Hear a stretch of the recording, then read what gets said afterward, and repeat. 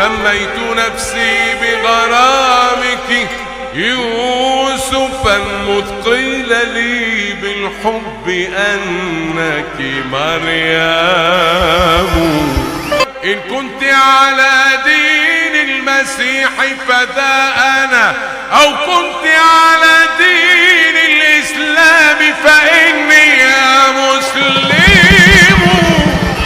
وإذا قصدت الحج سنة مؤمن، وإذا قصدت الحج سنة مؤمن لرأيتني في مكة المتعمين. وإذا صعدت إلى السماء فإلى السماء، وإذا نزلت جهنما فجهنم.